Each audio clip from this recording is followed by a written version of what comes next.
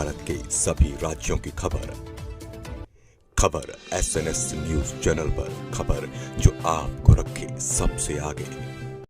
नमस्कार, आप देख रहे हैं खबर SNS टीवी। आइए चलते देश की खास खबरों की ओर। कोविड पूर्व अवधि में पंजीकृत श्रमिकों को लाभ से वंचित किए जाने के संबंध में साथ ही बयान देने के बाद भी कोई कार्रवाई नहीं की गई और एजेंट गांव-गांव जाकर 2000 से 3000 ले रहे हैं। इसका मतलब है कि मजदूर वर्ग का आर्थिक शोषण हो रहा है और इसमें श्रम अधिकारियों की भी मिलीभगत होनी चाहिए। इसके संदर्भ में आरोप लगाते हुए कल 26 फरवरी को माजी पंचायत समिति उपसभापति और माजी शिवसेना तालुका प्रमुख ललित बोंद्रे इन्होंने उप जिलाधिकारी को दिया निवेदन। महाराष्ट्र के ठाणे जिले के भिवंडी शहर के कुछ इलाकों में एक 17 साल के लड़के की मौत के बाद अचानक तनाव का माहौल पसर गया। सूत्रों द्वारा बताया जा रहा है कि 14 फरवरी को यहाँ दो समूहों के बीच झड़प के चलते एक 17 वर्षीय संकेत भोसले नामक लड़का घायल हुआ था, जिसके इलाज के दौरान 21 फरवरी को मौत हुई है।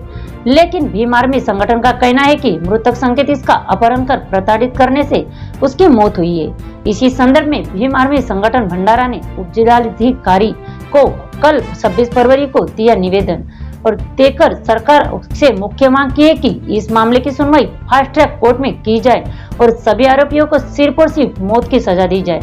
अन्यथा भीम आर्मी संगठन सड़कों पर उतरकर न्याय की लड़ाई लड़ने के लिए आंदोलन करेगा। कल 26 फरवरी 2024 सोमवार के दिन को महिला एवं बाल विकास विभाग अभय केंद्र मोहाडी द्वारा पंचायत समिति भट्ट भवन में घरेलू हिंसा से महिलाओं का संरक्षण अधिनियम 2005 के तहत संवाद प्रशिक्षण कार्यक्रम का आयोजन किया गया, जिसमें निशादाई भावसार चिकित्सा अधिकारी मोहाडी, अस्मिता मेश्राम मैडम पशुधन विभाग मोहाडी, योगिता पारसमोड़े एकीकृत बाल विकास परियोजना अधिकारी मोहाडी, वनमाला बावनकुड़े माविक प्रबंधक मोहाडी, BR पाटिल साहब प्रथम श्रेणी मजिस्ट्रेट मोहाडी, GBR पवार न्यायाधीश सहदीवानी प्रथम श्रेणी, अस्मिता कोबरागड़े मैडम जिला कानूनी सलाहकार भंडारा आदि उपस्थित थे। सरकार किसानों के साथ कर रही धोखा, कांग्रेस नेता का आरोप। बता दें कि विधानमंडल का अभी सत्र चल रहा है। विपक्षी नेता विजय वडेट्टीवार ने सरकार पर हमला बोलते हुए कहा कि राज्य में पानी की समस्या गंभीर है, लेकिन सरकार गंभीर नहीं है। यह सरकार किसान विरोधी होने के कारण पानी के मुद्दे को नजरअंदाज कर रही है।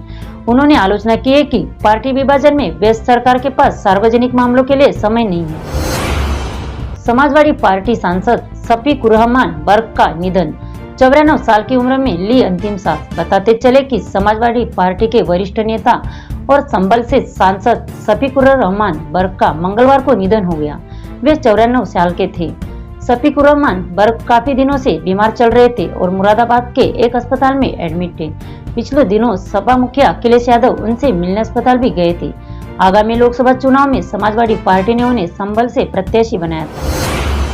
राज्यसभा चुनाव को लेकर पिछले कई दिनों से चल रही गहमागहमी के बीच आज 3 राज्यों की 15 सीटों पर जारी सुगबुगाहटों पर विराम लगने वाला है। यह 3 राज्य है उत्तर प्रदेश, हिमाचल प्रदेश और कर्नाटक। यूपी की 10, कर्नाटक की 4 तो हिमाचल प्रदेश की 1 सीट पर मतदान शुरू हो गया है। तीनों ही राज्यों में क्रॉस वोटिंग का संशय बना हुआ है। यूपी में समाजवादी पार्टी के 8 विधायकों को लेकर सस्पेंस है। राज्यसभा चुनाव के लिए वोटिंग शुरू हो चुकी है, जो शाम 4 बजे तक जारी रहेगी। इसके बाद शाम 5 बजे से वोटों की गिनती शुरू की जाएगी, जबकि रात तक नतीजे आने की उम्मीद है। दरअसल 15 राज्यों में राज्यसभा की 56 सीटें खाली है। इनमें से 12 राज्यों की 41 राज्यसभा सीटों पर उम्मीदवार निर्विरोध चुन ले गए हैं। राज्यसभा चुनाव के वोटिंग के दौरान यूपी में समाजवादी पार्टी के चीफ व्हिप और विधायक मनोज कुमार पांडे ने पार्टी से इस्तीफा दे दिया। नामांकन के आखिरी दिन 21 फरवरी को भाजपा ने उत्तर प्रदेश से 8वां प्रत्याशी संजय सेठ को उतार दिया था। इससे समाजवादी पार्टी का गणित बिगड़ सकता है। वही सूत्रों के मुताबिक दोपहर के बाद खबर आई है कि यूपी में 6 समाजवादी पार्टी के विधायकों ने एनडीए को वोट दिया है। हिमाचल में 10 कांग्रेस एमएलए के भाजपा के पक्ष में पाला बदलने की बात कही जा रही है। तेजस्वी यादव के काफिले की गाड़ी का एक्सीडेंट, ड्राइवर की मौत, 8 जवान घायल। बता दें कि बिहार के पूर्व उप मुख्यमंत्री और नेता प्रतिपक्ष तेजस्वी यादव इन दिनों जन विश्वास यात्रा में व्यस्त थे। उनकी जन विश्वास यात्रा के दौरान सोमवार देर रात उनके काफिले की एक गाड़ी दुर्घटनाग्रस्त हो गई। गाड़ी से ड्राइवर की मौके पर ही मौत हो गई, जबकि 8 से अधिक जवान घायल हो गए। सभी घायलों को इलाज के लिए GMCH में भर्ती कराया गया है। घायलों में से कई की हालत गंभीर बताई जा रही है। यह दुर्घटना पूर्णिया में बिलोरी पैनोरमा हाइट के पास हुई। मुख्यमंत्री एकनाथ शिंदे द्वारा कहा है कि मैं इस सदन को बताना चाहता हूं कि मराठा समुदाय आरक्षण की मांग कर रहा है और इसका मजाक किसने उड़ाया, इस पर बात नहीं करूंगा। आरक्षण देते समय कुणबी प्रमाण पत्र देने की मांग मनोज जारंगे ने की और सिस्टम लगाकर कुणबी रिकॉर्ड खंगाला। उसके लिए 1967 से पहले कानून को आधार बनाया गया। खुद मनोज जारंगे ने कहा था कि शिंदे कमेटी का काम अच्छा है, सरकार ने मराठा समुदाय को न्याय देने की पूरी कोशिश की। जारंगे पाटिल पर सीएम एकनाथ शिंदे का निशाना। जारंगे पाटिल सर, सीएम एकनाथ शिंदे, 2 बार मैंने इतनी संख्या में मराठा समुदाय का सामना किया। मेरा मनोज जारंगे से कोई लेना देना नहीं है। सम्मानित मुख्यमंत्री एवं उप मुख्यमंत्री जी, क्या यह कहीं भी काम करता है? क्या नीरज ढंग से बोलना उचित है? मनोज जारंगे की भाषा किसी कार्यकर्ता की भाषा नहीं है, वो राजनीतिक भाषा है। देखा गया कि जातियों को आपस में लड़ाने की कोशिश हो रही है। मुख्यमंत्री शिंदे ने कहा कि जारी अधिसूचना पर 6.5 लाख आपत्तियां आई है। सोमवार की रात बुल्ढाना जिले के लिए मुख्य रूप से रबी फसलों के लिए एक आपदा थी। भारी बेमौसम बारिश के साथ ओलावृष्टि से रबी फसलों, सब्जियों और बगीचों को भारी नुकसान हुआ। यह दुखद खबर है कि प्रकृति के इस प्रकोप से कोई मुख्य प्राणी भी नहीं बच पाया।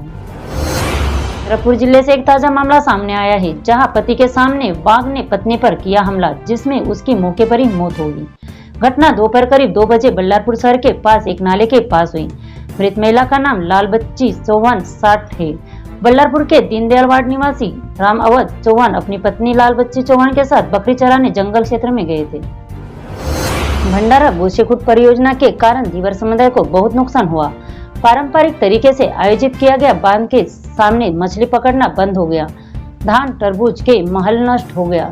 समुदाय अब अपनी आजीविका के लिए वैनगंगा नदी पर निर्भर था। सरकार और जिला प्रशासन द्वारा समुदाय की मांग पर ध्यान नहीं दिए जाने के कारण विदर्भ युवा धीवर समाज संगठन के अध्यक्ष हर्षल वाघमारे सहित धीवर समुदाय के कई सदस्यों ने व्यक्त किया है कि वे गोसे बांध के पानी में कूद जाएंगे और आत्महत्या कर लेंगे। इसके चलते आज मंगलवार को बांध पर हजारों की संख्या में समुदाय के लोगों के जुटने की संभावना है। अजित पवार के मुताबिक स्वास्थ्य बीमा राशि प्रति परिवार 5 लाख रुपए है। अंतरिम बजट में अजित पवार द्वारा घोषित महात्मा फुले जन आरोग्य योजना राज्य के सभी परिवारों के लिए लागू की गई है। वार्षिक स्वास्थ्य कवर राशि 1,50,000 रुपए से बढ़ाकर 5 लाख रुपए प्रति परिवार कर दी गई है।